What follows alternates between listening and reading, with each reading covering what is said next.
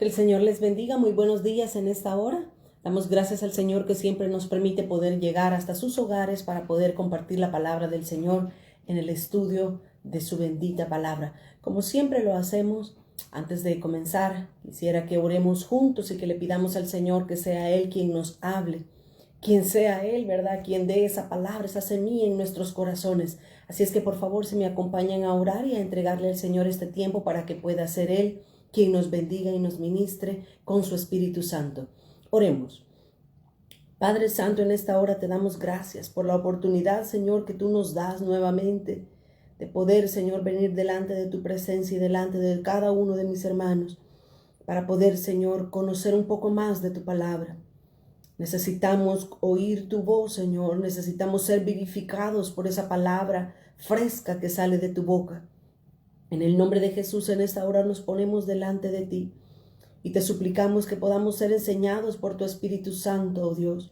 Aquí está nuestra mente, nuestro corazón, nuestro espíritu, Señor, para que tú puedas poner como un sello tu palabra en nuestros corazones.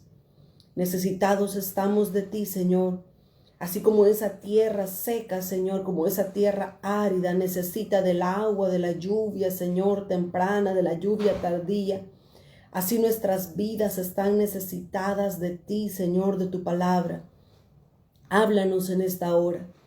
Deja guardada tu palabra en nuestros corazones, Señor, como una semilla para que pueda germinar y llevar fruto. En esta hora, Señor, bendice nuestras vidas y este estudio, Señor, desde el principio hasta el final de este tiempo. Y te damos gracias por la oportunidad que nos das de poder, Señor, abrir tu palabra y ser enseñados por ti. En el nombre de Jesús oramos. Amén y amén. Muy buenos días, que el Señor les bendiga nuevamente. Muchas gracias por estar conectados. Yanecita, Dios te bendiga. Ednita, bendiciones. Muchas gracias por conectarse y estar con nosotros. Carlita, también por ahí te veo. Gracias por conectarse con nosotros en esta mañana y poder ser parte de lo que Dios tiene guardado en su mente y en su corazón para nuestras vidas. Así es que vamos a proseguir. Estamos estudiando el precioso tema del Sermón del Monte. Esta es nuestra segunda clase que estamos viendo básicamente lo que es el Sermón del Monte. La semana pasada, el miércoles pasada, dimos una introducción bastante amplia a lo que era el Sermón del Monte. No hemos entrado todavía a ver cada una de las partes del Sermón del Monte, pero en este momento, con la ayuda del Señor, vamos poco a poco a ir profundizando para poder entender la palabra de Dios. Dijimos la semana pasada que el Sermón del Monte era básicamente el nuevo pacto, los mandamientos, las leyes de Dios escritas en nuestro corazón para que nosotros podamos caminar, podamos andar en pos de lo que Dios quiere para nuestras vidas. Eso es el Sermón del Monte. Capítulo 5 de Mateo y el versículo 1 y 2 leímos la semana pasada. Y era donde estábamos básicamente entrando ya a las palabras del Señor Jesús. Solo que antes de entrar a ver las palabras del Señor Jesús, nosotros necesitábamos ver qué es lo que estaba pasando en el entorno, qué es lo que estaba pasando en ese momento cuando Jesús abrió su boca para enseñarle a las multitudes. Dice nuevamente Mateo capítulo 5, versículo 1 y 2. Dice la palabra del Señor: viendo las multitudes, subió al monte y sentándose vinieron a él sus discípulos y abriendo su boca les enseñaba diciendo. La semana pasada decíamos que no dice la escritura cuánta multitud, cuánta gente era la que estaba reunida en ese lugar cuando el Señor Jesús comenzó a enseñar el Sermón del Monte. No se sabe cuánto. Lo que sí se sabe es que Jesús subió al monte. Y esta actitud, esta acción de subir al monte, lo que a nosotros nos muestra, lo que a nosotros nos enseña, es que así como Moisés subió al monte Sinaí para recibir los 10 mandamientos escritos en las tablas, de la misma manera el Señor Jesús subió a un monte para dar las nuevas mandamientos, si se podría decir así, que básicamente es lo mismo. La diferencia es que ahora Dios ya no escribe los mandamientos en tablas de piedra, sino que ahora Dios quiere escribir estos mandamientos, estos nuevos mandamientos. Dios los quiere escribir en nuestro corazón, en un corazón ya no de piedra, sino de carne y de hueso, como dice la palabra del Señor que estuvimos viendo la semana pasada. Jesús entonces subió al monte, al igual que Moisés subió al monte. Pero luego dice que ya estando Jesús arriba en el monte, dice que él se sentó. Jesús se sentó para enseñar, para hablar. El hecho de Jesús sentarse nos muestra que lo que va a decir tiene mucha importancia. ¿Por qué? Porque normalmente cuando los rabinos o los maestros en el tiempo de Jesús enseñaban, ellos andaban caminando, hablando, enseñando y caminando. Y los discípulos andaban detrás, escuchando y probablemente hasta tomando nota de lo que el maestro estaba diciendo. Pero cuando el maestro o el rabí tenía algo importante o de suma importancia que iba a hablarles, lo que él hacía es que ya no caminaba, sino que buscaba un lugar donde él pudiera sentarse para poder tener contacto visual y para poder ver a todos sus discípulos y poderles enseñar de una mejor manera. Así es que Jesús no solamente subió al monte de las bienaventuranzas, sino que también él se sentó porque estaba enseñando algo de suma importancia. Lo segundo que resaltamos, o lo tercero que resaltamos, es que dice que vinieron a Jesús, vinieron a él sus discípulos. Si recordamos en este versículo 1, a Jesús lo seguían multitudes.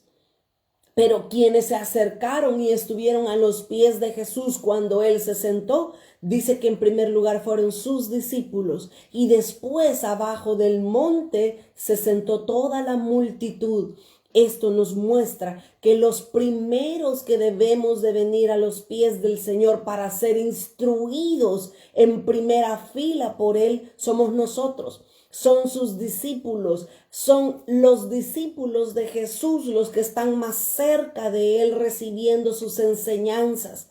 Antes de nosotros poder enseñar a otros las bienaventuranzas, nosotros mismos tenemos que sentarnos a los pies de Jesús, ser enseñados por Él, practicar estas bienaventuranzas para después enseñárselas también a las multitudes.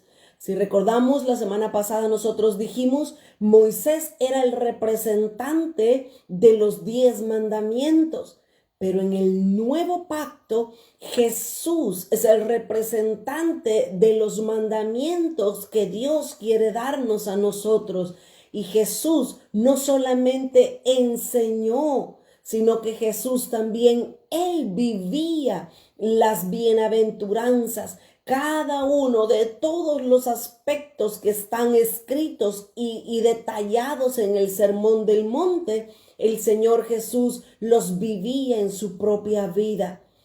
Por eso es que él tenía la autoridad para enseñarlos. Si se recuerdan, la semana pasada mencionamos que Hechos capítulo 1 y el versículo 1 decía el escritor del Evangelio de Lucas, que es el escritor de los Hechos, Lucas decía las cosas que Jesús hizo y enseñó a las multitudes. Así dice Hechos 1:1. Y esto es muy necesario que nosotros lo entendamos. ¿Sabe por qué? Porque el Señor Jesús no solamente quiere que nosotros seamos oidores de la palabra, sino también debemos ser hacedores de la palabra. Así es que lo que ahora vamos a aprender y estamos aprendiendo en el Sermón del Monte, ahora eso mismo también tiene que ayudarnos a nosotros para poder oír, pero también hacer lo que Dios nos ha pedido que nosotros hagamos. ¿Quiénes fueron los primeros que se sentaron a los pies de Jesús? Fueron los discípulos. Así como nosotros, miércoles a miércoles, nos sentamos a los pies del Señor para que Él nos enseñe. Así los discípulos recibieron de primera mano estas enseñanzas del Sermón del Monte. El Sermón del Monte no solo son las bienaventuranzas. Eso es el primer tema, podríamos decir así, que incluye todo el Sermón del Monte. Eso solo es lo primero, que es lo que con la ayuda del Señor vamos a ver ahora. Luego, siempre en Mateo 5 y el versículo 2 dice que Jesús, cuando estaba sentado, cuando sus discípulos estaban a sus pies y las multitudes estaban también sentadas, dice, abriendo su boca. A mí me impresiona estos versículos como este, a mí me encantan en la Biblia. ¿Sabe por qué? Porque nos están dando un mensaje oculto. ¿Por qué? Porque dice, y abriendo su boca les enseñaban. ¿No parece eso redundante? Por supuesto que para uno poder enseñar tiene que abrir la boca, pero también es del lado contrario. No necesariamente tenemos que abrir nuestra boca para enseñar a otros. Nuestras actitudes hablan también como hablan nuestras palabras. Y es más, muchas veces nuestras actitudes son más fuertes que nuestras palabras. Jesús, cuando él vino a enseñar a este mundo, Jesús tenía hasta cierto punto molestia con los fariseos, con los sacerdotes, con los escribas de la ley, porque ellos tenían la ley en su mente, pero no la tenían en su corazón, porque no vivían lo que ellos conocían. Jesús le decía a los fariseos, les decía, hipócritas. Ustedes hablan, pero no hacen. Y de hecho Jesús le enseñó a las multitudes y les decía, oíste que los fariseos y los escribas dicen, pero ellos no hacen. Y Jesús nos enseña en el Sermón del Monte no solamente a conocer la ley en nuestra mente. Jesús quiere que nosotros vivamos, prediquemos, enseñemos con nuestras actitudes el Sermón del Monte. Que nosotros seamos los primeros que damos el ejemplo en cada uno de todas estas cosas que vamos a aprender en el Sermón del Monte. Esto no es fácil. Esto no crece en nosotros de la noche a la mañana. No significa que ahora lo oímos y ya mañana vamos a ser como Cristo. Esto es un proceso en que nos caemos, nos levantamos, lo logramos, fracasamos, fallamos, vencimos en el nombre del Señor. Pero no nos tenemos que dar por vencidos, porque el Señor quiere darnos la victoria en cada área de nuestra vida. Así es que Jesús dice el versículo 2 que Él abrió su boca y enseñaba. Esto es algo bien importante y necesario también en nosotros, que vivamos lo que oímos. Si oímos y oímos y oímos palabra, pero no la estamos practicando, algo está funcionando mal. Tenemos que sentarnos, recapacitar y ver en qué estamos fallando para hacer lo que oímos. Como dice el apóstol Santiago, no hay que ser oidores olvidadizos, sino que hay que ser hacedores de la palabra, dice el apóstol, ¿verdad? Ahora, Jesús Él abrió su boca para poder enseñar. Esto es bien importante también para nosotros. ¿Sabe por qué? Porque las palabras que nosotros hablamos, nuestras palabras son espíritu y son vida. Así dice Juan 6 y el versículo 63. Juan 6:63 dice la palabra de Dios que las palabras son espíritu y son vida. Por eso es que nuestras palabras o traen vida o traen muerte. Así es que pensemos, antes de hablar, pensemos lo que estamos diciendo, ¿verdad? Porque las palabras o dan muerte o dan vida. El Señor Jesús iba a abrir su boca para enseñarles toda esta hermosa ley, toda esta nueva ley del Sermón del Monte. Eso es lo que el Señor quiere también de nosotros. Dios quiere que nosotros, cuando abramos nuestra boca, salga vida, salga palabras para bendecir a otros también. El apóstol Pablo pedía a sus hermanos en la fe. El apóstol Pablo les pedía precisamente eso. Efesios capítulo 6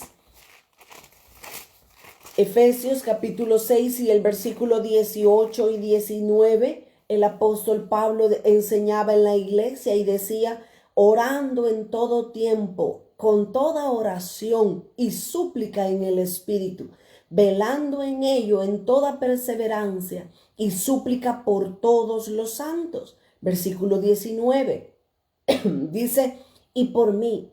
Pablo pedía oración por él y decía, oren también por mí, a fin de que al abrir mi boca me sea dada palabra para dar a conocer con denuedo el misterio del Evangelio. Nosotros, como el apóstol Pablo, como el Señor Jesús, debemos aprender a abrir nuestra boca para bendecir a otros, para enseñar a otros, para mostrar a otros los caminos de Dios.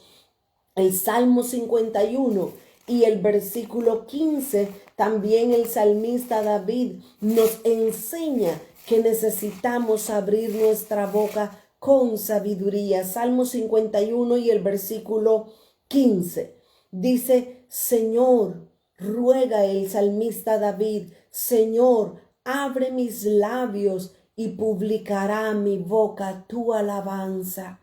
Necesitamos, como el Señor Jesús, abrir nuestra boca y enseñar, dar alabanza, dar gracia a todos los que nos oyen para parecernos a Jesús, como Él enseñaba en el Sermón del Monte. Ahora, regresemos a Mateo.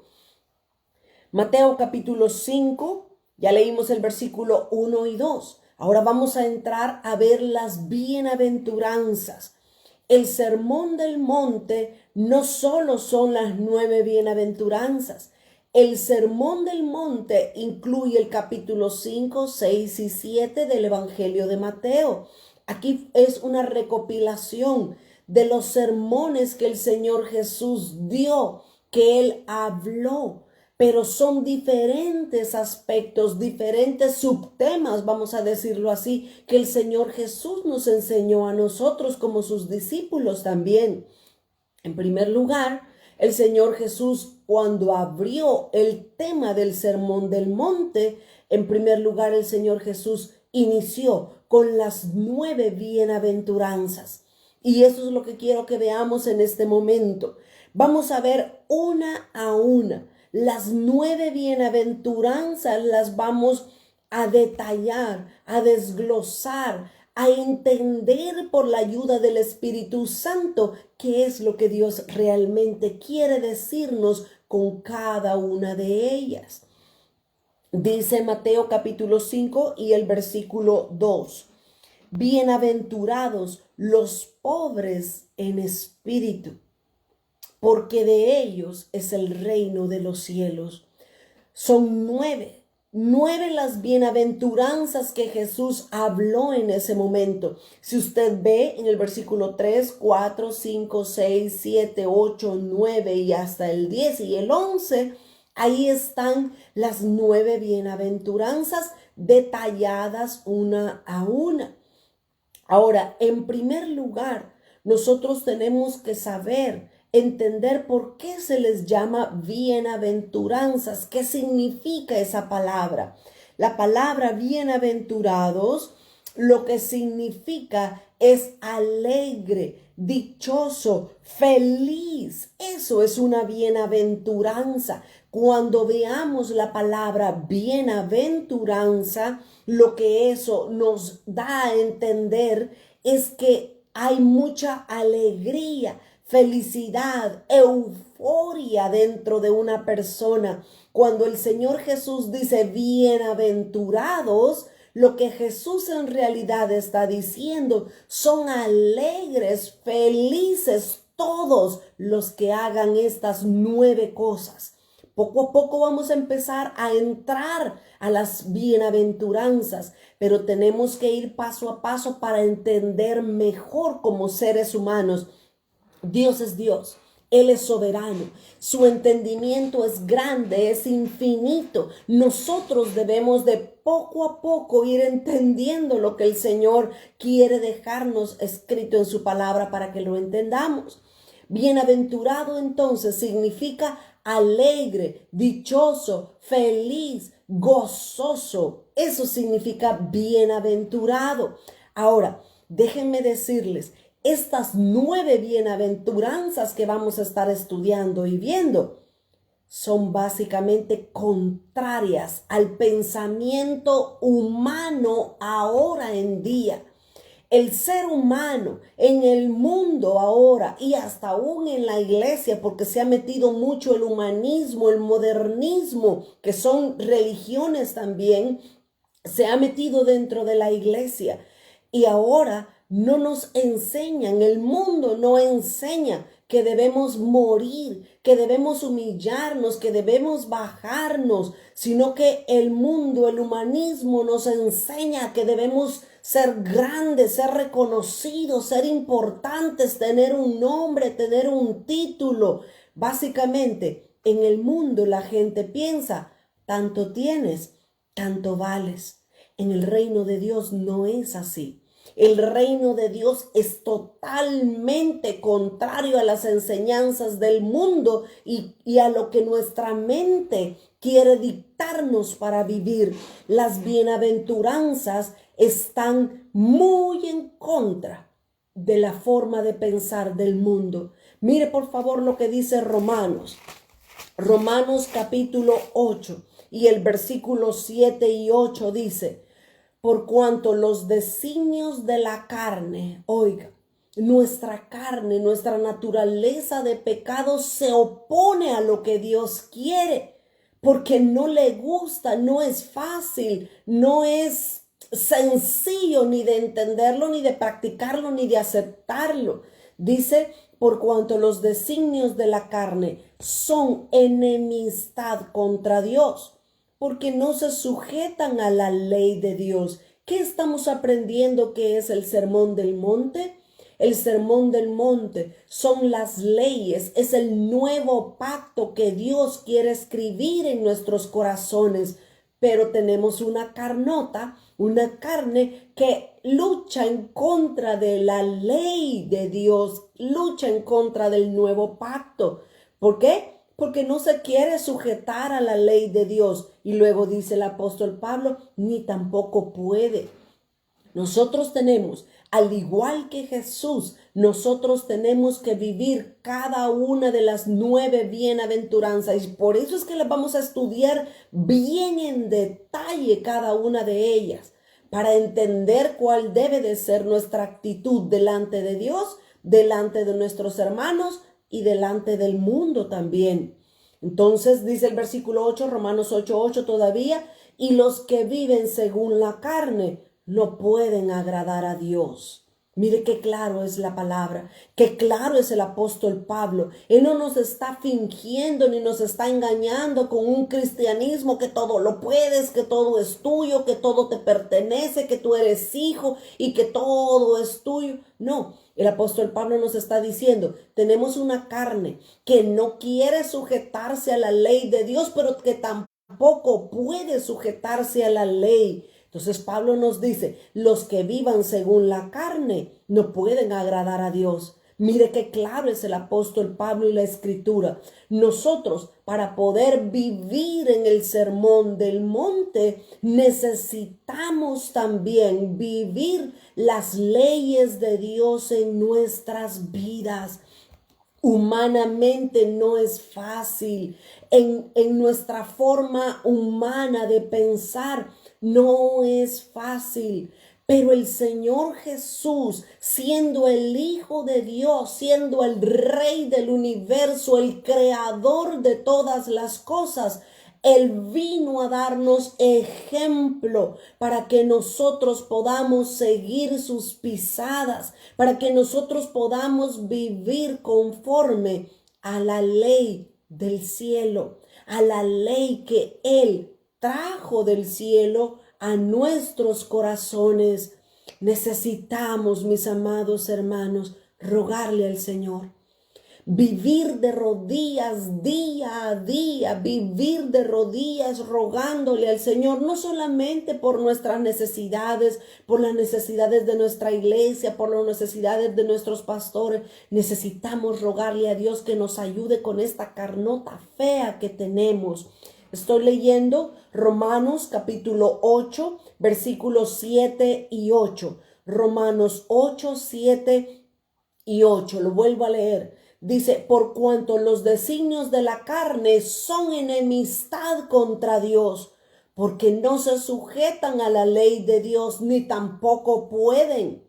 Y los que viven según la carne no pueden agradar a Dios. Nosotros queremos realmente agradar a Dios con nuestras vidas o nuestras actitudes. Esa es mi confianza, ese es mi deseo, que nosotros anhelamos agradar a Dios. Y como anhelamos agradarlo, tenemos que vivir en estas leyes que Dios ha establecido. Entonces, vemos claramente que no podemos sujetarnos fácilmente a la ley de Dios, que si en nuestras fuerzas tratamos de hacerlo, vamos a fracasar. Es por eso que dice Romanos capítulo 12 y el versículo 1 y 2 nos dice qué es lo que tenemos que hacer. Romanos 12, 1. Así que, hermanos, os ruego, dice el apóstol Pablo, os ruego por las misericordias de Dios, que presentemos lo que estábamos hablando, oración. Presentéis vuestros cuerpos en sacrificio vivo, santo, agradable a Dios, que es vuestro culto racional. ¿Qué significa eso, racional? Que es el culto diario que debemos ofrecer a Dios. Mire, nosotros vamos a la iglesia 1, 2 o quizás 3 veces a la semana. Pero ¿y el resto de los 4 días de la semana qué hacemos? Vivimos como queremos, andamos peleando, haciendo nuestra voluntad, afanados en nuestras propias cosas. La vida cristiana es vivirla todos los días de nuestra vida, aun y cuando no estemos dentro de las 4 paredes de la iglesia. Nosotros necesitamos presentar nuestros cuerpos como sacrificio vivo a Dios, que es nuestro culto racional, nuestro culto diario. Eso es lo que Dios anhela. Y luego, ¿qué dice? Oiga el verso 2, no os conforméis a este siglo, no nos conformemos a lo que el mundo nos quiere enseñar, a lo que las amistades, a lo que la familia, a los que otras personas nos dicen. No nos conformemos a este siglo, sino que dice, transformaos por medio de la renovación de nuestro entendimiento. ¿Cómo renovamos nuestra mente y nuestra forma de pensar? Cuando leemos la palabra de Dios.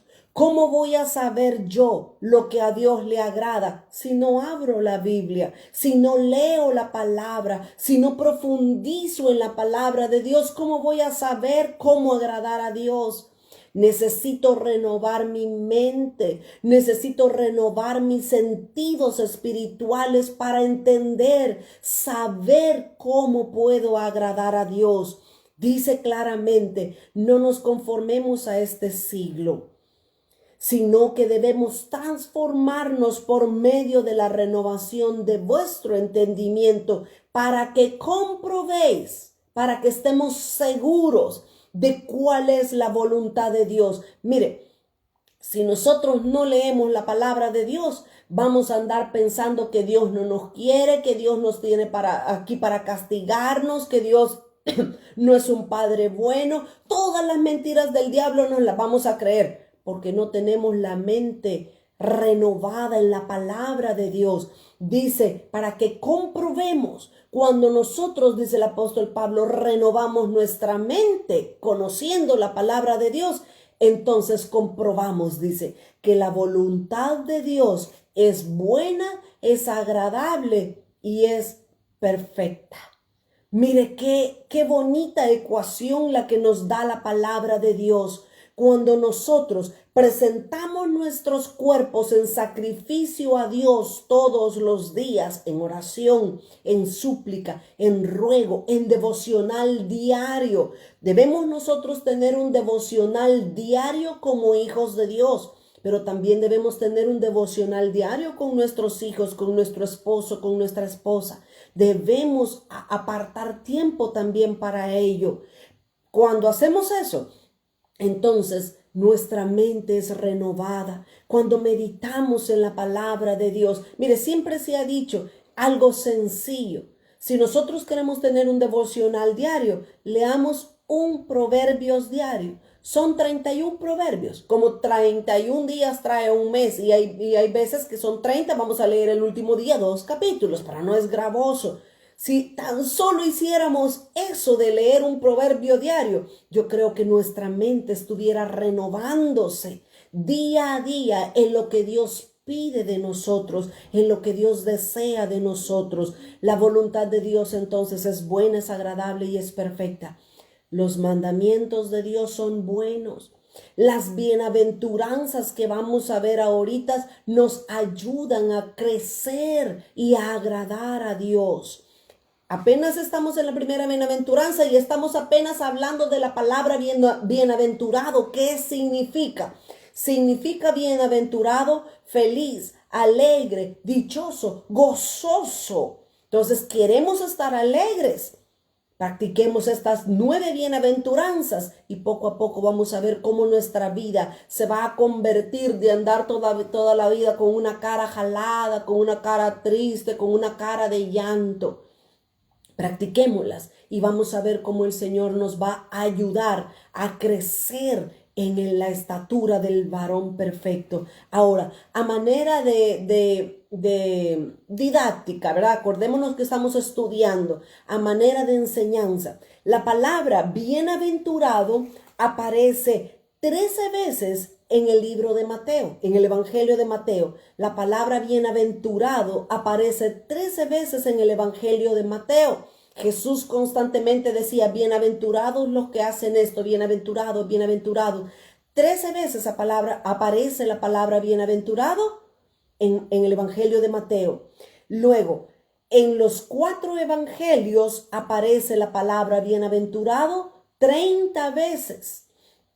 Y aparece en todo el Nuevo Testamento citado por los apóstoles, aparece la palabra bienaventurado 50 veces. Eso es a manera para que nosotros podamos escribir y podamos tener buenas notas con respecto a las bienaventuranzas. Lo repito nuevamente. En el Evangelio de Mateo aparece 13 veces la palabra bienaventurado. Dios quiere que seamos felices. Dios quiere que seamos gozosos. El problema es que nosotros muchas veces buscamos la felicidad en las cosas de este mundo y no es ahí donde está la felicidad. Ahora, la palabra bienaventurados en los 4 evangelios aparece 30 veces y en todo el Nuevo Testamento, en los 27 libros del Nuevo Testamento, la palabra bienaventurado aparece 50 veces. Eso es nada más como una información, ¿verdad? Para que tengamos en nuestra mente y en nuestros libros. Ahora, las actitudes es lo que Dios quiere. Dios quiere que nosotros seamos felices, pero vamos a ser felices haciendo ciertas cosas, que es lo que las bienaventuranzas nos van a enseñar a cada uno de nosotros. Dios quiere que las 9 bienaventuranzas nosotros las desarrollemos en nuestra vida diaria, en nuestra vida como cristianos. Dios quiere que vivamos las 9 bienaventuranzas. Ahora, no van a ser fáciles ni van a ser producidas en nosotros de la noche a la mañana. Para que las bienaventuranzas sean vistas en nosotros, hay un proceso, así como los frutos del Espíritu lleva un proceso y no fácil, así las 9 bienaventuranzas también en nosotros lleva cierto grado de sufrimiento y de dolor. ¿Se recuerdan? Yo siempre he dicho que los 9 frutos del Espíritu, y mire si no también aquí son 9 bienaventuranzas, hay mucho que hablar con respecto al número 9, porque son 9 dones, 9 bienaventuranzas, muchas cosas que hablar con respecto al número 9. Pero no me quiero desviar mucho para poder entrar ya a la primera bienaventuranza. Ahora, las bienaventuranzas, al igual que los frutos del Espíritu, van a ser desarrollados en nosotros por medio de tratos, por medio de sufrimientos que Dios va a traer a nuestras vidas. Dios nos ama, pero también Dios quiere pulirnos, Dios quiere trabajarnos, Por ejemplo, las perlas. Las perlas son algo hermoso que se forma de una manera natural en un molusco. Pero ¿qué es una perla? Si no es una partícula que entró dentro de ese molusco, de esa ostra. Y a la ostra sentir algo, una partícula extraña a ella, comenzó a segregar una irritación que tenía dentro de ella, comenzó a segregar ese nácar y vez tras vez le ponía la ostrita una capa de nácar y viene a resultar una hermosa perla que nosotras las mujeres nos encanta usar en nuestro vestuario. Así es cada una de las bienaventuranzas, así es cada uno de los frutos del Espíritu. Hay ciertas situaciones que nos irritan, que nos incomodan. Hay sufrimientos que Dios permite en nuestra vida para formar sus frutos, para formar sus bienaventuranzas. Los frutos del Espíritu se forman en la situación contraria o adversa. Lo he dicho en otras clases. Por ejemplo, estoy hablando de los frutos ahorita, pero yo sé que estoy hablando de las bienaventuranzas. Por ejemplo, el fruto del amor se produce en nuestras vidas cuando hay personas que nos odian, cuando hay personas que nos ultrajan, que nos maltratan, que nos oprimen. Ahí forma Dios el fruto del amor. Si Dios quiere que nosotros seamos pacientes, el fruto de la paciencia, Dios va a traer tribulación, preocupación, angustia para que nosotros desarrollemos la paciencia. Y así, nombre usted, piense usted en cada uno de los 9 frutos del Espíritu. Y Dios nos va a poner en circunstancias adversas para poder desarrollar el fruto en nosotros. Ahora, las bienaventuranzas, las 9 bienaventuranzas, Dios quiere que nosotros las vivamos, que nosotros las practiquemos. ¿Qué va a hacer Dios? Ponernos en sufrimiento y en circunstancias difíciles para desarrollar esa bienaventuranza en nosotros. Entremos a ver la primera bienaventuranza. Ya la leí, Mateo 5 y el versículo 3 dice: bienaventurados, alegres, gozosos, felices, los pobres en espíritu. Mire, aquí sí realmente a nosotros la Biblia nos deja así con la mente que nos explota. Dice, bienaventurados significa gozosos y alegres, pero dice, bienaventurados los pobres en espíritu. ¿Usted cree que una persona pobre es una persona feliz? ¿Cómo se siente usted? ¿Cómo me siento yo cuando nos hace falta para pagar la mensualidad de la casa? Cuando no podemos comprar comida, cuando no tenemos dinero para pagar la gasolina para el carro. ¿Cómo nos sentimos cuando tenemos necesidades y no podemos cubrirlas económicamente? ¿Somos alegres? ¿Somos felices? Pero esas son las paradojas que el Señor viene a enseñarnos. Dios no es contrario a la razón. Dios es contrario a la razón humana. El mundo nos enseña que mientras más dinero tienes, mejor eres delante de los demás. El mundo nos enseña que tú tienes que ser rico y tener riquezas para que puedan respetarte y reconocerte. La Biblia, el Señor Jesús no nos enseña eso. Todas las 9 bienaventuranzas son contrarias a la razón humana. Ahora, ¿qué quiso decir Jesús cuando dice, bienaventurados los pobres en espíritu? ¿Qué es ser un pobre en espíritu? Ahora, si nosotros comenzamos a ver qué es ser pobre en espíritu, el Señor Jesús es el primer ejemplo para nosotros. ¿Sabe por qué? Mire lo que dice 2 Corintios capítulo 8 y el versículo 9. 2 Corintios 8 y el versículo 9. ¿Qué dice la palabra de Dios? Porque ya conocéis la gracia de nuestro Señor Jesucristo, dice Pablo, que por amor a vosotros se hizo pobre. ¡Wow! Jesús nos está enseñando cuál debe de ser nuestra actitud en medio de este mundo, en medio de la iglesia, en medio de nuestra familia, en medio de los cristianos. Jesús, el Señor Jesucristo, dice que por amor a nosotros se hizo pobre. La palabra de Dios nos está enseñando que Él era el Hijo de Dios, el dueño de todo el universo. Él estaba sentado en su trono de gloria, pero por amor y misericordia a usted y a mí, Él se hizo pobre. Así dice. Porque ya conocéis la gracia de nuestro Señor Jesucristo, que por amor a vosotros se hizo pobre, siendo rico, para que vosotros, por su pobreza o con su pobreza, nosotros seamos enriquecidos. Mire qué increíble lo que la palabra del Señor nos enseña. Cristo Jesús era rico, pero por amor a nosotros, Él se hizo pobre, y al hacerse el pobre, nos enriqueció a nosotros. Aquí comienza a cambiar nuestra mentalidad de ser pobres. Jesús dijo, bienaventurados los pobres en espíritu. Cuando nosotros pensamos en pobres, lo primero que se nos viene a la mente es alguien que no tiene dinero, alguien que no tiene casa, alguien que vive todo andrajoso, que todo harapiento. Ese es un pobre. Y nosotros a veces hasta nos equivocamos y decimos, él es una persona humilde porque se viste mal, vive en una casa pequeñita o en un cuartito pequeño. Él es humilde, decimos. Ahora vamos a aprender todo lo contrario en la palabra de Dios. Dice, Jesús siendo rico por nosotros se hizo pobre. Y todavía una escritura que es mucho más clara, Filipenses capítulo 2.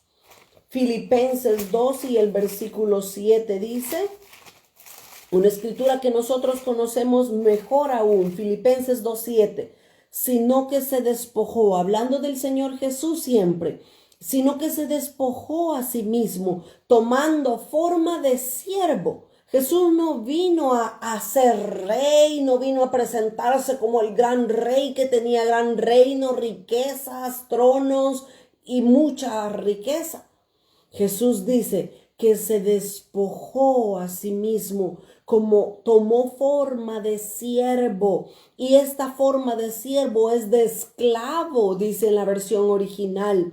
Jesús tomó forma de esclavo, hecho semejante a nosotros, a los hombres, y estando en la condición de hombre, todavía se humilló más a sí mismo, haciéndose obediente hasta la muerte y muerte de cruz. Mire, el Señor Jesús lo tenía todo, pero Él se despojó para enseñarnos a nosotros cuál es la manera de ser pobres en espíritu. Ahora, pobres en espíritu no es una persona que no tiene dinero. Estamos muy equivocados si pensamos que ser pobres en espíritu, ay, no, entonces yo no entro porque discúlpeme, yo tengo en el banco, tengo un montón de ceros. Ay, discúlpeme, yo tengo muchos Ferraris en mi cochera guardados. Eso no es ser rico en espíritu o pobre. Jesús dijo, bienaventurados los pobres en espíritu. ¿Qué es ser pobre entonces? Esa es la gran pregunta que nos tiene ahorita. ¿Qué es ser pobres? Si Jesús era rico y Él se hizo pobre por amor a nosotros, si Él teniéndolo todo vino a ser siervo, a ser esclavo, a ser hombre, a ser obediente hasta la muerte de cruz, entonces por favor, ¿qué es ser pobre? Ser pobre, en cierto sentido, tiene la idea de ser mendigo, de ser un servil mendigo. Eso es ser pobre. Pero Jesús dijo, hay que ser pobres en espíritu. Juan capítulo 5 y el versículo 19. Juan 5 y el versículo 19. Dice la palabra de Dios, respondiendo Jesús dijo, de cierto os digo, No puede el Hijo, oiga Jesús, Él está hablando del mismo y dice, no puede el Hijo hacer nada por sí mismo, sino lo que ve hacer al Padre, porque todo lo que el Padre hace, también lo hace el Hijo igualmente. ¿Qué es ser pobre entonces? Ser pobre es tener la actitud que Jesús tuvo. ¿Cuál fue la actitud de Jesús? Jesús siempre mostró una total dependencia de su Padre que está en los cielos. Jesús dijo, yo no hago nada por mí mismo. Lo que yo hago es lo que veo al Padre hacer. Eso es lo que yo hago. Y dice, todo lo que el Padre hace, entonces también yo lo hago. Qué increíble, mis amados hermanos, lo que para Dios es ser pobres en espíritu. Ser pobres en espíritu es tener una dependencia total de Dios en nuestra vida. Pobre en espíritu es una persona, no es una persona que no sabe orar, que no sabe leer la palabra, que no sabe ser enseñado. Eso no es ser pobre en espíritu. Ser pobre en espíritu es aquella persona que reconoce que sin Dios no puede hacer nada en su vida. Ser pobre en espíritu es lo que dice Isaías 68 y el versículo 4. Vea conmigo, por favor, Isaías 68. Perdón, 64 si no tiene 68. Isaías 64, versículo 8. Dice Isaías 64, 8. Ahora pues, Jehová, tú eres nuestro Padre. Mire cómo el profeta Isaías ora y habla. Mire cómo él ora. Ahora pues, Jehová, tú eres nuestro Padre. Nosotros somos barro. Eso es tener una actitud de pobreza espiritual. Jesús dijo, bienaventurados los pobres en espíritu. Estamos ahorita entendiendo según la palabra de Dios qué es ser pobre en espíritu. Jesús fue pobre en espíritu porque Él era rico y vino a hacerse pobre por amor a nosotros. Pero también Jesús mostró una pobreza espiritual al depender totalmente de Dios. Ahora Isaías nos enseña un aspecto más de ser pobres en espíritu. Isaías reconoce en primer lugar la grandeza de Dios y reconoce qué es Él delante de Dios. ¿Qué es Él? Él es nuestro Padre. Pero nosotros, ¿qué somos? Él dice, nosotros somos barro y tú, el que nos formaste, así que obra de tus manos somos todos nosotros. Nosotros nos hacemos pobres en espíritu cuando realmente tenemos un conocimiento de quién nosotros somos. Un pobre en espíritu es aquel que sabe que es hecho del polvo de la tierra. Es aquella persona que reconoce que dentro de él no hay nada bueno que pueda ser elogiado. Dice aquí mismo en Isaías 64 y el versículo 6. Si bien, oiga cómo Isaías reconoce su pobreza espiritual. Si bien todos nosotros somos como suciedad. Oiga lo que la palabra de Dios dice, muy diferente a lo que se nos enseña ahora en día. Ahora eres hijo y eres hija y tú eres princesa y tú tienes el reino y el trono y todo te pertenece y ven y reclama, ven y grita, ven y dice.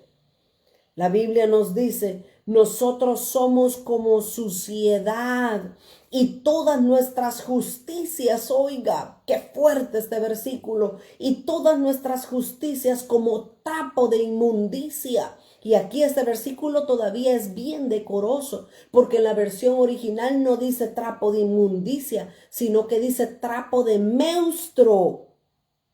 Esas son nuestras justicias.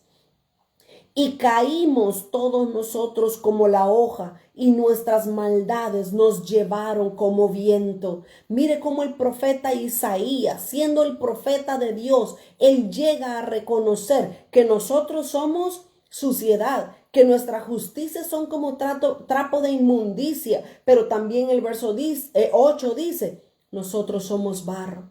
Cuando reconocemos quién somos nosotros, entonces nos estamos haciendo pobres en espíritu. Ahí nos hacemos pobres en espíritu. Cuando reconocemos, mis amados hermanos, que si hay algo digno de alabanza en nosotros, no es porque nosotros lo hayamos producido, es porque Dios lo ha dado en nuestras vidas. Mire lo que dice Primera de Corintios capítulo 1 y el versículo 27. Qué bueno que están conmigo en esta mañana. Sé que probablemente no es digno de muchos aplausos lo que estamos hablando ahorita, porque normalmente en el mundo se nos enseña que tienes que ser grande, que tienes que tener un nombre. Es más, déjenme decirle que nunca en el mundo se asocia a una persona fuerte con una persona pobre. Si es fuerte, si es pobre, perdón, le falta mucho. No es como yo que tengo aquí y allá. Es todo lo contrario lo que se enseña en el mundo. Pero ¿qué dice Primera de Corintios 1:27? Dice, sino que lo necio. Oiga, aquí estoy yo. Y yo creo que muchos de ustedes también se van a identificar dentro de estos versículos. Dice, sino que lo necio del mundo escogió Dios para avergonzar a los sabios. Y lo vil del mundo escogió Dios para avergonzar a lo fuerte. Y lo vil del mundo y lo menospreciado escogió Dios. Y lo que no es para deshacer lo que es. ¿Por qué? Dice el versículo 29. A fin de que nadie se jacte en su presencia. Dios escogió a 5 clases de personas. Lo necio, lo vil, lo menospreciado, lo débil y lo que no es. ¿Para qué? Para que nadie se jacte en su presencia. Y esto éramos nosotros, esto era yo. El apóstol Pablo nos quiere enseñar el verdadero valor que nosotros debemos tener. Yo soy todo esto, como decía Isaías, yo soy barro, yo soy como trapo de muestro mis injusticias, yo soy llena de suciedad, yo como Susana, pero Cristo ha hecho una obra en mí. Y dice primera de Corintios capítulo 4 y el versículo 7. Primera de Corintios 4:7 dice, porque ¿quién te distingue? Dice el apóstol Pablo. ¿Quién? ¿Quién te distingue? ¿O qué tienes que no lo hayas recibido? ¿Qué tengo yo? ¿Qué tiene usted si no lo hemos recibido de parte de Dios? Y dice, y si lo recibiste, ¿por qué te glorías como si no lo hubieras recibido? Mire, si hay algo digno de alabanza dentro de nosotros, es la obra que Cristo está haciendo en cada uno de nosotros. Si hay algo digno de alabanza dentro de usted y de mi vida, es la obra que Cristo ha hecho en mí. El valor, la estatura, la posición que ahora tenemos es gracias al sacrificio de nuestro bendito Señor Jesucristo. Nosotros nada somos. Hay otro versículo donde dice que nosotros somos barro, somos una vasija de barro y que el tesoro es Cristo dentro de nosotros. Él es el digno de alabanza. Dice Primera de Corintios 15 y el versículo 9 y 10 todavía dice la palabra de Dios. Primera de Corintios 15, versículo 9 y 10. Fíjese lo que el apóstol Pablo decía. Porque yo soy el más pequeño de los apóstoles, que no soy digno de ser llamado apóstol, dice Pablo, porque perseguía la iglesia de Dios. Versículo 10 dice, pero por la gracia, oiga qué bien ubicado estaba el apóstol Pablo. Él con su título no andaba diciendo, abran paso que viene el gran apóstol Pablo. No, él andaba diciendo, por la gracia de Dios, soy lo que soy y por su gracia no ha sido en vano para conmigo. Antes he trabajado más que todos ellos, pero no yo, dice Pablo, sino la gracia de Dios que es conmigo. ¿Qué es entonces ser pobre en espíritu? Ser pobre en espíritu, hasta este momento hemos dicho que es una dependencia total de Dios el Padre. Queremos ser pobres en espíritu, dependamos de Dios. Seamos dirigidos por la gracia, por el Espíritu de Dios para ser pobres en espíritu. ¿Qué más hemos dicho que significa ser pobres en espíritu? Ser pobres en espíritu significa que reconocemos quiénes somos. ¿Quiénes somos? Nada, nada bueno, nada bonito, nada agradable somos. Si hay algo que podemos exaltar o alabar en nosotros, es Cristo en nosotros, la esperanza de gloria, dice la palabra del Señor. Mientras nosotros pensemos que tenemos cosas buenas, no estamos siendo pobres en espíritu. Por lo tanto, no vamos a ser alegres, sino vamos a ser desdichados, infelices. Hay personas que su tristeza y su vacío quieren llenarlas con cosas, con ropa, con joyas, con carros, con casas, con todo lo material. Y al final de todo, llegan a darse cuenta que están vacíos. Ser pobre en espíritu no tiene nada que ver con que no tengo nada de dinero en el banco. Cuando nosotros reconocemos nuestra posición en Dios, cuando reconocemos que no somos nada sin Él, es cuando la alegría viene a nuestras vidas. Mire, bueno, sigamos mejor adelante. Sigamos. Cuando nosotros aprendemos a reconocer que Dios es el grande en nosotros, comenzamos a ser pobres en espíritu. Miren, esto es un dato bien curioso. ¿Sabe que la tierra de Canaán, se recuerdan? Dios quería llevar a Israel a la tierra de Canaán, la tierra prometida. Ese es el deseo de Dios. Ese era el deseo de Dios desde que Dios le habló a Abraham y le dijo: sal de tu tierra y de tu parentela y vete a la tierra que yo te voy a mostrar, la tierra de Canaán. El dato curioso es que la tierra de Canaán es el lugar más bajo, uno de los lugares más bajos a nivel del mar. Canaán tiene aproximadamente 400 metros o 1312 pies bajo el nivel del mar. ¿Se recuerdan ustedes que ahí está, cerquita de Canaán, está el Mar Muerto? Al Mar Muerto se le llama así porque todo lo que llega ahí muere. ¿Por qué? Porque es el lugar todavía más bajo de la tierra y todo lo que llega ahí muere.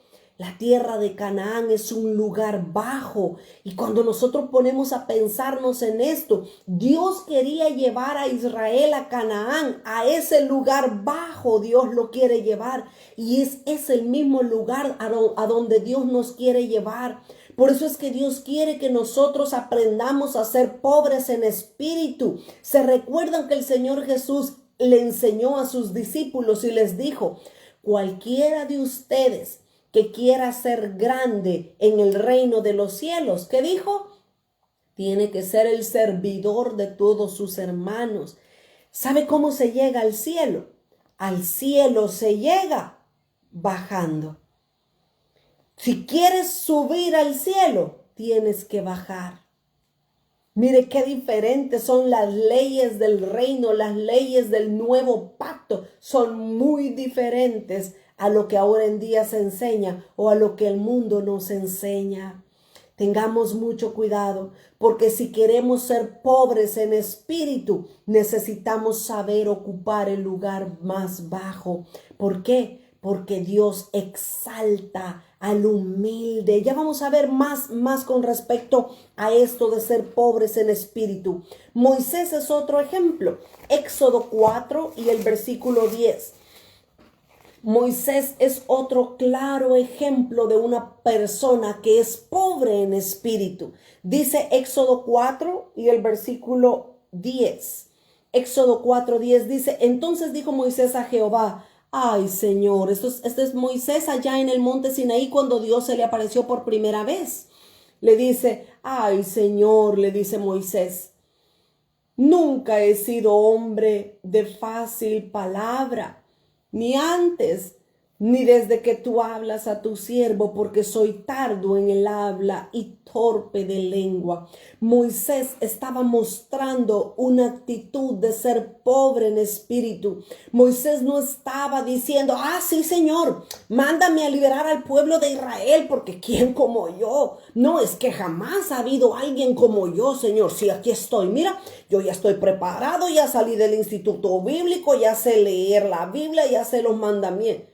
No, Moisés nunca mostró una actitud arrogante en este momento ni en otros. Mostró una actitud de pobreza espiritual. ¿Cuál es la primera bienaventuranza? Jesús dijo, bienaventurados los pobres en espíritu. ¡Wow! ¿Cuánto tenemos que aprender a ser pobres en espíritu, verdad?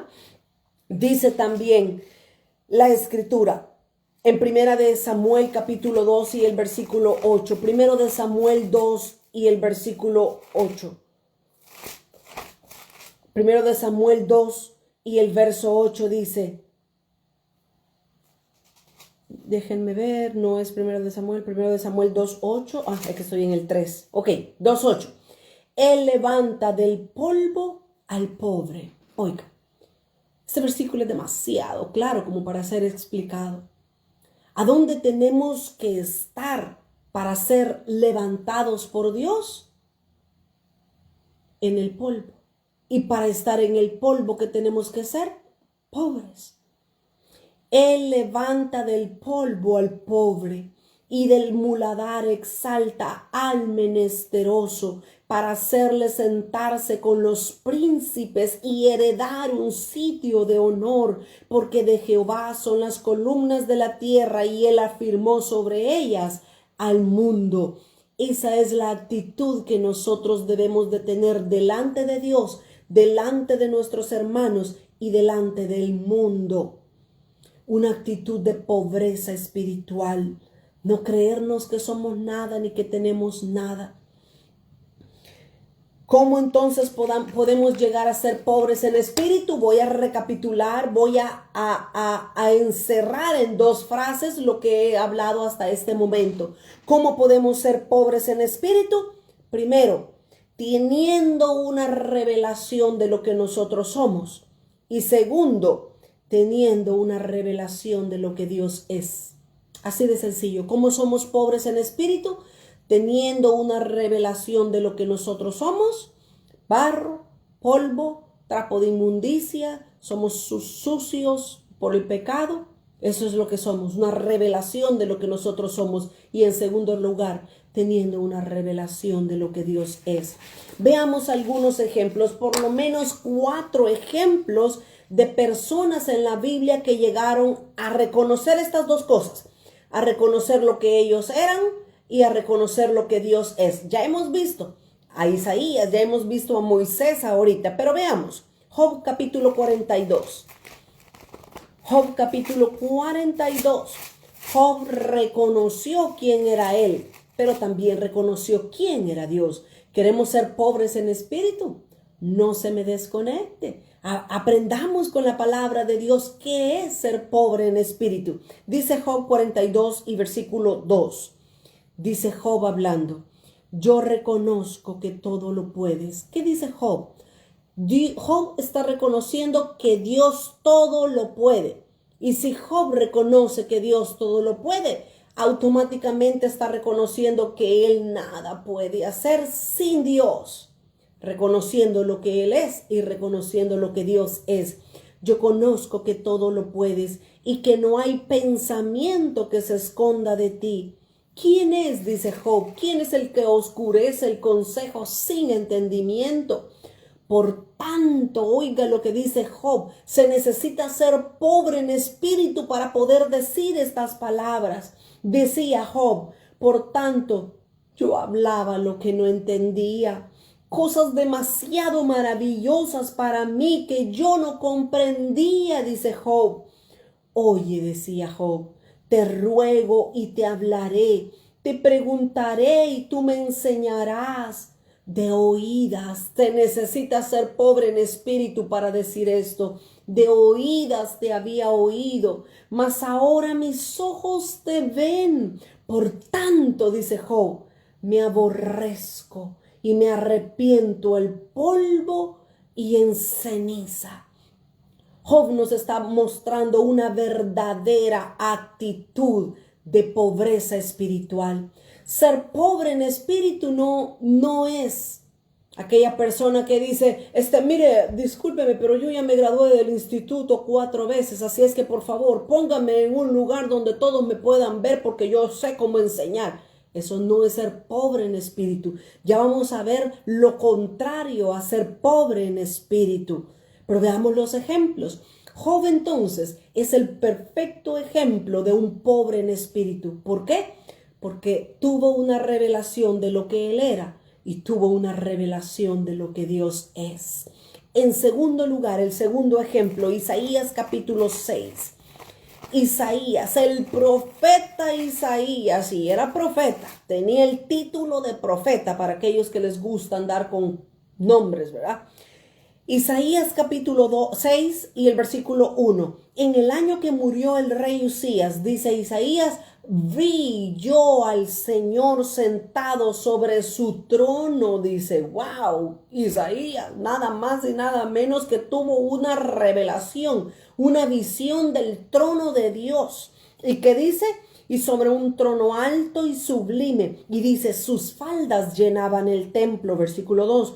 Por encima de él, de Dios, ¿verdad? Del Señor Jesús, del Señor Jehová. Por encima de él habían serafines. ¡Wow! No vio ángeles Isaías, vio serafines, que son seres celestiales en el nivel más alto. Dice, por encima de él había serafines, cada uno tenía 6 alas, con 2 cubrían sus rostros, con 2 cubrían sus pies y con 2 volaban. Miren lo que estaba viendo el profeta Jeremías. Y los serafines, el uno al otro daba voces diciendo, Santo, Santo, Santo, Jehová de los ejércitos, toda la tierra está llena de su gloria. ¡Qué visión la que tuvo Isaías!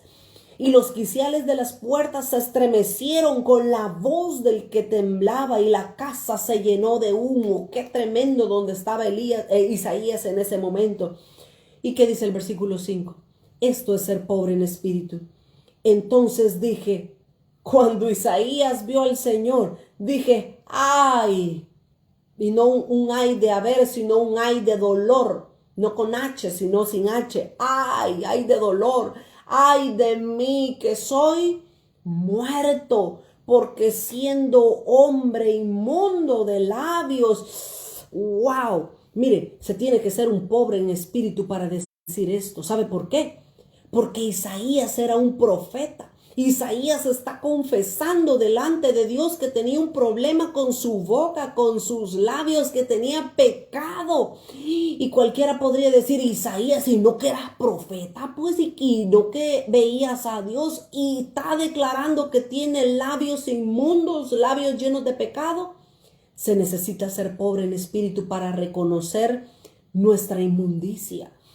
Entonces dice, ay de mí que soy muerto, porque siendo hombre inmundo de labios y habitando en medio de pueblo que tiene labios inmundos, que dice Isaías, yo habito en medio de un pueblo que tiene labios inmundos y quiera si o no me contamino, me lleno de lo que ellos son.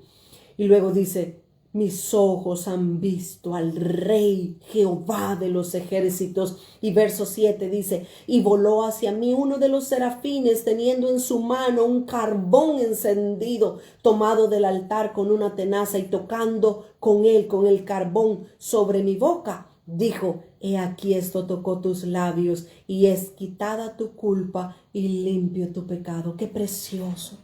Qué precioso, mis amados hermanos. Ser pobre en espíritu significa reconocer nuestra bajeza, nuestra inmundicia, reconocer nuestro pecado. pero también reconocer que Jehová puede limpiarnos. Así como Job, así como Isaías reconocieron estas dos cosas. Si nosotros queremos ser pobres en espíritu, tenemos que reconocer quiénes somos y tenemos que reconocer quién es Él. En tercer lugar, el tercer ejemplo, Apocalipsis, el apóstol Juan, nada más y nada menos que el apóstol amado. El apóstol Juan dice en Apocalipsis capítulo 1 y en el versículo 17, Juan dice, por no leer todo, ¿verdad? Pero ustedes saben que ahí estaba Juan desterrado en la isla de Patmos, allá estaba, y cuando él vio al Hijo del Hombre, vio a Cristo parado frente a él. ¿Qué dijo Juan en el versículo 17? Cuando le vi, dice, cuando le vi caí como muerto a sus pies. ¿Por qué Juan no pudo hablar con Cristo del tú al tú? ¿Por qué? Porque Juan estaba reconociendo su inmundicia, su pecado. Dice, cuando le vi, inmediatamente caí como muerto. Y él puso su diestra sobre mí. Mire qué hermoso. El Señor extendió su diestra sobre Juan y le dijo, no temas. Yo soy el primero y el último. Wow. Juan reconoció su bajeza, su vileza, su pecado y se postró, cayó como muerto cuando lo vio a él. Ese es el tercer ejemplo. Pero ¿qué decimos de Pablo? En Hechos capítulo 9, versículo 1 hasta el 8. Léalo en su casa porque está largo y pues conocemos este pasaje. Hechos 9 del 1 al 8. Ahí está la conversión del apóstol Pablo. Dice que el apóstol Pablo iba hacia Damasco con ganas de asesinar a todos los cristianos, con ganas de matar a todos los hijos de Dios, los cristianos. Pero dice que cuando él iba en el camino se le apareció una gran luz fuerte que lo botó del animal en el que iba al suelo. Y cuando él cayó en el suelo, cuando Saulo, que es Pablo, cayó en el suelo, dice que quedó ciego y oyó una voz del cielo que le dice, Saulo, Saulo, ¿por qué me persigues? Pablo tuvo una revelación. Pablo tuvo una revelación manifiesta de Cristo a su propia vida y quedó él como ciego. Y dice, ¿quién eres, Señor? ¿Quién eres? Le pregunta Saulo a Cristo. Y luego le dice, ¿y qué quieres que yo haga por ti? Saulo, al igual que Job, al igual que Moisés, al igual que Isaías, al igual que Juan, Pablo tuvo una actitud de pobreza espiritual porque le dijo, ¿quién eres? Porque yo no soy nadie. ¿Y qué quieres que yo haga? Dios quiere que realmente nosotros seamos pobres en espíritu. Ahora, quería llegar hasta la bienaventuranza número 2, pero no hemos terminado todavía la primera y tenemos 20 minutos para terminar. Ahora, veamos. Hemos visto ejemplos, hemos dicho que es ser pobre en espíritu, pero ahora veamos lo contrario. Veamos las características que tiene una persona que es rico en espíritu. Hasta ahorita hemos visto quiénes son pobres, qué hacen, qué demuestran como pobres en espíritu. Pero ahora veamos las características de los que son ricos en espíritu. Hay por lo menos 4 cualidades, y no 4 cualidades buenas, sino que negativas, en el lado de así, -1, -2, -3, -4, ¿verdad? Del 0 hacia abajo. Ok, veamos las cualidades de los ricos en espíritu. En primer lugar, una persona rica en espíritu, que es lo contrario del pobre en espíritu. Los ricos en espíritu son altivos, son orgullosos y son autosuficientes. Hello. ¿Estamos todos aquí? ¿Cuántos podemos decir amén o cuántos podemos decir ouch? Los ricos en espíritu son altivos, orgullosos y autosuficientes. Déjenme decirles algo. Por ser ricos en espíritu, muchos hogares, aún cristianos, se destruyen.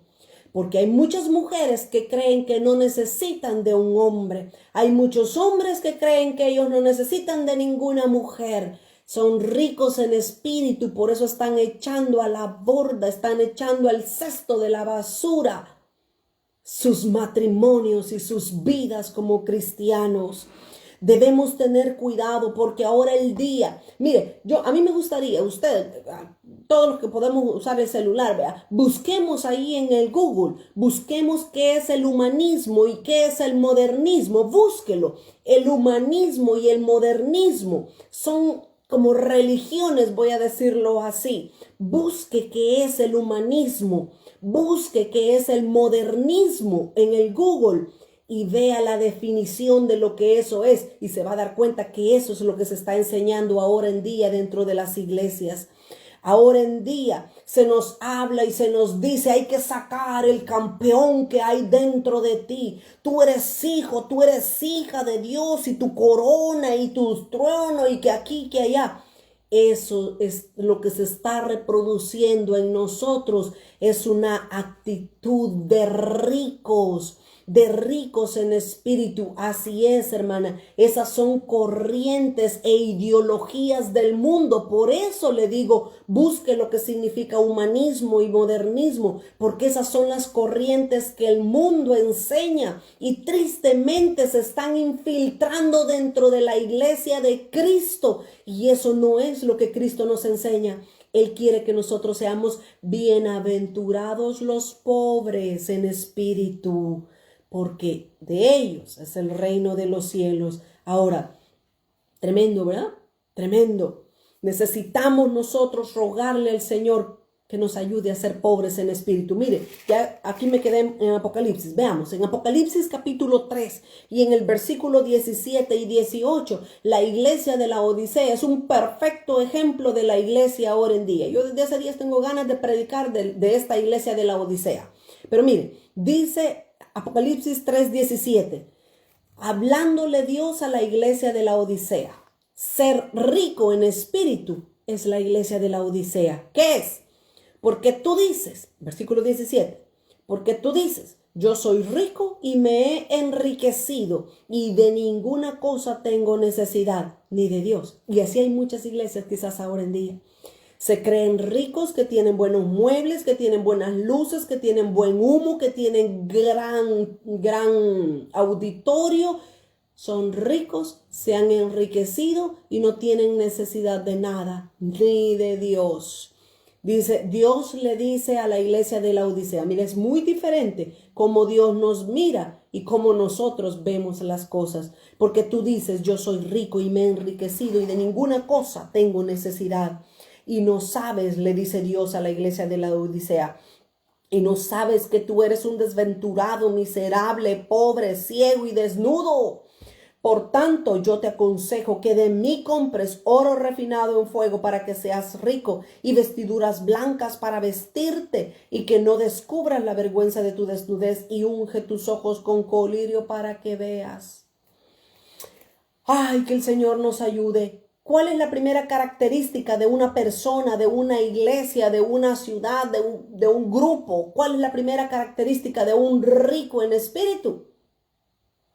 Es que son altivos, orgullosos y autosuficientes. Se creen que no necesitan de nada. Mientras que Jesús decía, yo no hago nada por mí mismo. Lo que veo hacer al Padre, eso hago. Jesús era pobre en espíritu y Él quiere enseñarnos a ser pobres en espíritu.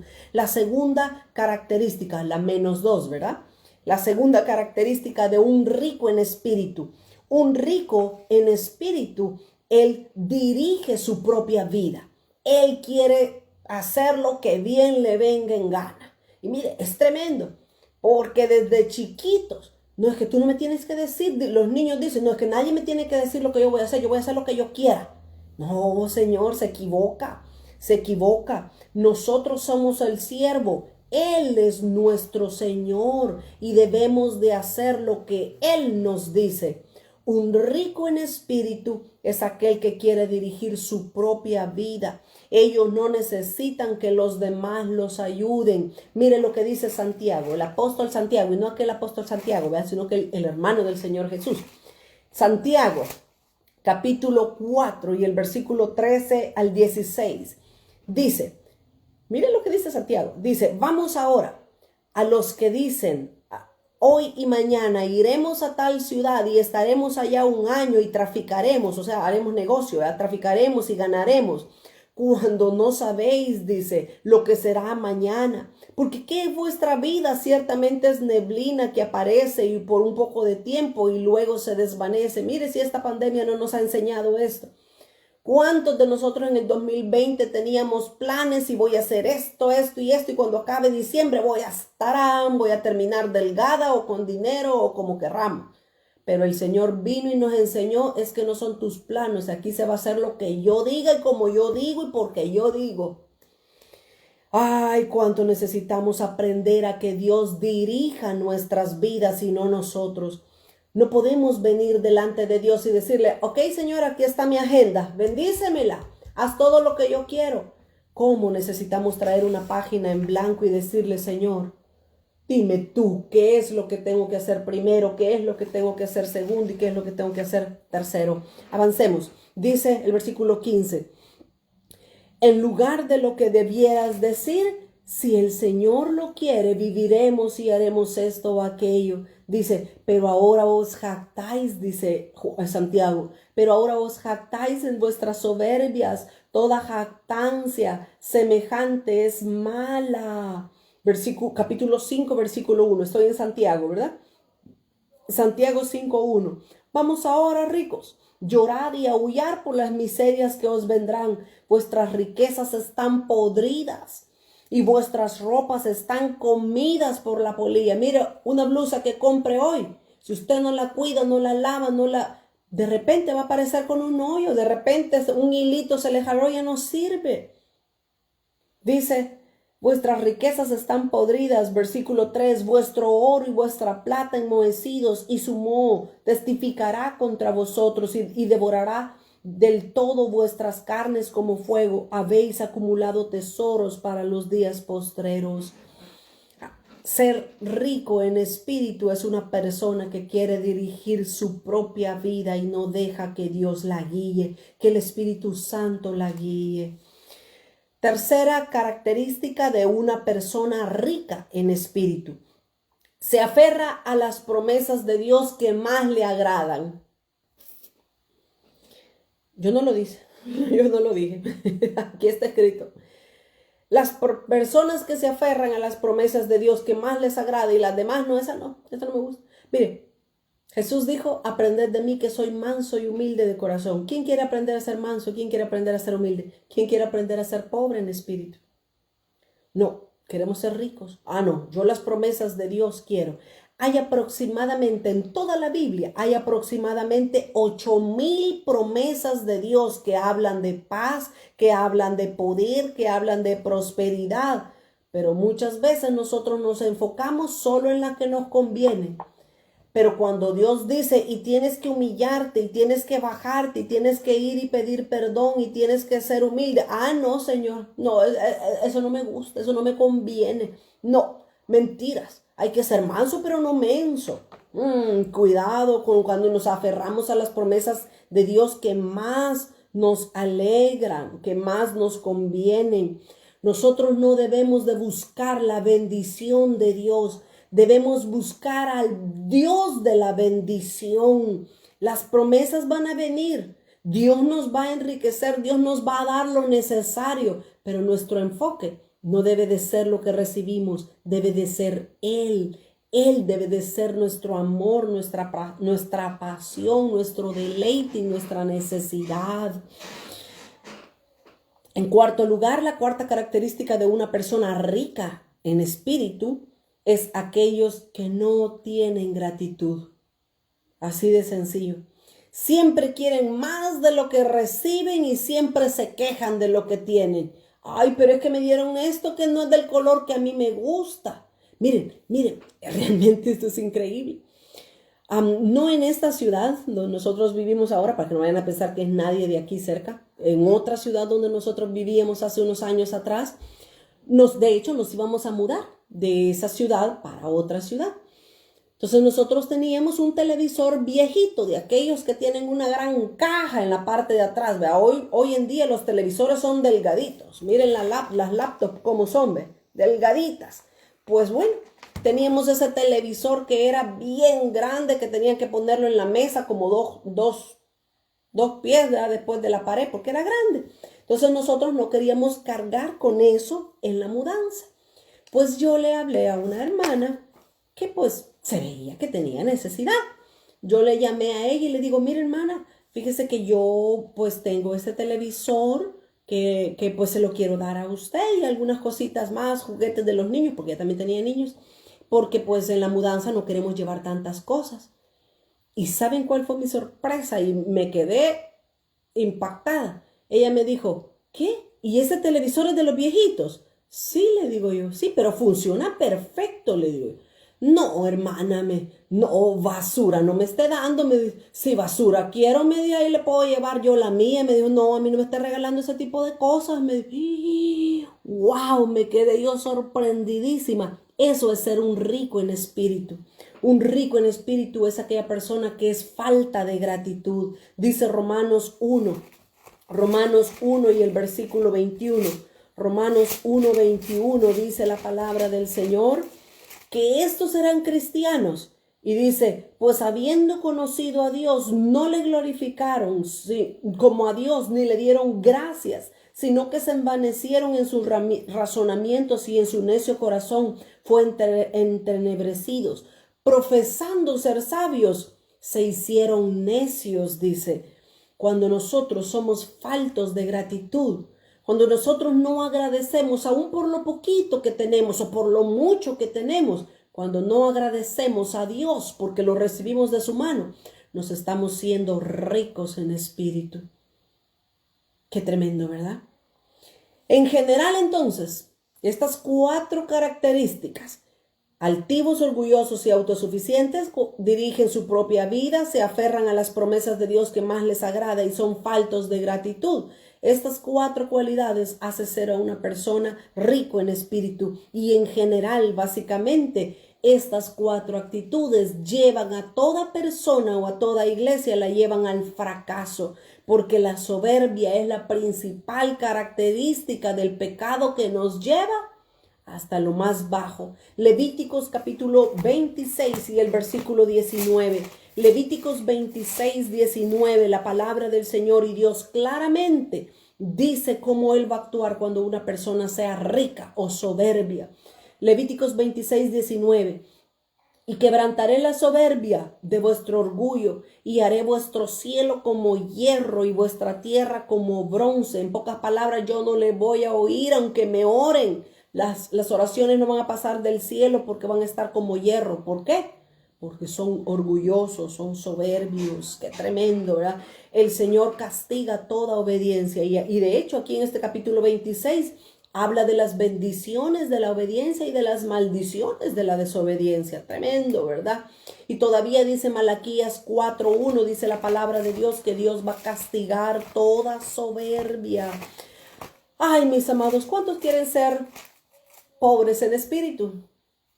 Malaquías 4:1, porque aquí viene el día ardiente como un horno y todos los soberbios y todos los que hacen maldad serán estopa. Aquel día vendrá y los abrazará, ha dicho Jehová de los ejércitos, y no les dejará ni raíz ni rama. ¿Por qué? Por soberbios. Ay, mis amados, tengo que terminar. Apenas la primera bienaventuranza pudimos ver. Veamos ahora las características de los que son pobres en espíritu. Ya di muchas, pero veamos 3 características más. Las características de una persona pobre en espíritu. Dice Proverbios 18 y el versículo 23. Una característica de una persona pobre en espíritu es que habla con ruegos. Aquí lo dice, Proverbios 18:23. Proverbios 18:23 dice, el pobre habla con ruegos. Hay mucho cuidado cuando por medio de la oración decimos y reclamamos y declaramos y pedimos y nos tienes que dar. Ay, no estamos siendo pobres en espíritu. El pobre en espíritu tiene la característica que él ruega. Dice, el pobre habla con ruegos, mas el rico responde con durezas. Las cualidades de los pobres en espíritus. En primer lugar, él habla con ruegos. ¿Se ha fijado usted cómo en los evangelios las personas venían delante de Jesús y le decían, te ruego que me ayudes? Ahí nadie venía a declararle, te declaro, te decreto que tú me vas a sanar a mi hijo. Nadie venía así. Todos venían con una actitud de pobres espirituales, rogándole a Jesús, te ruego que sanes a mi hijo, a mi hija, o whatever, ¿verdad? Lo que sea. El pobre en espíritu, entonces, en primer lugar, él ruega. Cuando pide a Dios, le ruega, Señor, te ruego que me ayudes, te ruego esto, te ruego. La primera característica de una persona pobre en espíritu. La segunda característica de un pobre en espíritu es que él reconoce su condición, como ya lo hemos dicho. Mateo capítulo 25 y el versículo 15. Mateo 15, 25, lo dije al revés, creo yo. Mateo 15 y el versículo 25. Aquí estamos hablando de la mujer sirofenicia. Entonces ella vino y se postró. Oiga, ella no vino a pararse delante de Dios y Jesús, te digo que vayas a sanar a mi hijo. No, la mujer dice que se postró ante Jesús diciéndole, Señor, socórreme. Una actitud de pobreza espiritual. Respondió Jesús y le dijo, no está bien tomar el pan de los hijos y echarlo a los perrillos. ¡Wow! Jesús le dijo perra a esta mujer. Y ella le dijo, sí, es cierto, Señor. Pero aún los perrillos comen de las migajas que caen de la mesa de sus amos. Entonces Jesús respondiendo dijo, oh, wow. Y esto, mire, esto Dios lo estaba permitiendo para enseñarles a todos los soberbios que estaban sentados en la mesa con Jesús. Y Jesús cuando vio la respuesta de la mujer, oh mujer, grande es tu fe, hágase contigo como quieras. Y su hija fue sanada desde aquella hora. Mire qué actitud de pobreza la mujer. Ella no venía a reclamar, a decretar, ni a exigirle nada a Jesús. Venía con la actitud correcta, reconociendo su condición. ¿Y cuál era su condición? Era una perrilla, por decirlo gentilmente, como dice la Biblia. Pero le dice, los perrillos también tenemos derecho a comer de las migajas de la mesa. Eso es ser pobre en espíritu. En tercer lugar, una característica de ser pobre en el espíritu es aquella persona que escudriña la palabra de Dios. Proverbios capítulo 28. Proverbios 28 y el versículo 11. Queremos ser pobres en espíritu. Acostumbrémonos a escudriñar las escrituras. 28, 11. El hombre rico es sabio en su propia opinión, mas el pobre entendido lo escudriña todo. Todo lo escudriña. El pobre en espíritu escudriña la palabra de Dios. Que Dios nos ayude, ¿verdad?, a ser pobres en espíritu. Termino con esto. Hay por lo menos cuatro bendiciones que dice la palabra de Dios para los que son pobres en espíritu. En primer lugar, el Salmo 113, versículos 7 y 8, ya lo leímos, pero en otro pasaje. Salmo 113, versículos 7 y 8. Esta es la primera bendición para el que es pobre en espíritu. Dice, Él levanta del polvo al pobre, al menesteroso alza del muladar para hacerlo sentar con los príncipes de su pueblo. La primera bendición, la primera recompensa que recibe el que es pobre en espíritu es que lo van a sentar con los príncipes. La segunda bendición, dice el Salmo 9:9. Salmo 9, versículo 9. Dice, Jehová será refugio para el pobre, refugio para él en tiempo de angustia. La segunda bendición para los que son pobres de espíritu es que Dios promete ser su refugio. Ay, con esto yo quiero ser pobre en espíritu en vez de ser rica en espíritu. Con estas cosas, con estos incentivos, yo quiero ser pobre en espíritu. Y en tercer lugar, la tercera bendición para los pobres en espíritus, dice Isaías 66. Isaías 66 y el versículo 2. Dice, mi mano hizo todas estas cosas y así todas estas cosas fueron, dice Jehová. Pero miraré a aquel que es pobre y humilde de espíritu y que tiembla a mi palabra. La tercera bendición al ser pobre en espíritu es que Dios va a mirarnos, es que Dios va a estar a favor nuestro. Y la cuarta bendición, regresemos a donde empezamos. Empezamos en Mateo capítulo 5 y el versículo 3. Bienaventurados los pobres en espíritu, porque de ellos es el reino de los cielos. ¿Quieres tú heredar el reino de los cielos? Tienes que ser pobre en espíritu. Yo tengo que ser pobre en espíritu. ¿Ok? Esa es la primera bienaventuranza apenas. Pobres en espíritu. Ellos heredan el reino de los cielos. ¿Qué pensabas tú que era ser pobre en espíritu? Ay, es aquellos que no tienen dinero, ¿verdad? Ay, es aquellos que no se saben vestir, que se visten mal, con hoyos y con rotas. Bueno, hoy en día hasta usar ropa rota es la moda. Pero bueno, demos gracias al Señor y roguémosle al Señor que nos ayude a ser pobres en espíritu, ¿verdad? Para poder caminar y hacer las cosas como a Él le agradan. Padre, te damos gracias en esta hora porque tú nos has permitido, Señor, ser enseñados. Dios mío, ayúdanos. Ayúdanos a ser verdaderamente pobres en espíritu. Queremos caminar agradando tu corazón. Queremos caminar como tú, Jesús. Queremos caminar conforme a tu voluntad y a tu deseo. Pero eso solamente lo podemos obtener y lograr por medio de tu Santo Espíritu. Bendice a tus hijos, a tus hijas, Señor, en el lugar donde se encuentren. Haz que esta palabra crezca en sus corazones, que ellos puedan meditar en sus casas en la noche, Señor, mientras caminan, mientras van en el freeway, en las calles, Señor, que ellos puedan meditar en esta palabra. Y ayúdanos, Espíritu de Dios, a poder ser pobres en espíritu para poder obtener las bendiciones de los cielos. En el nombre de Jesús te damos gracias.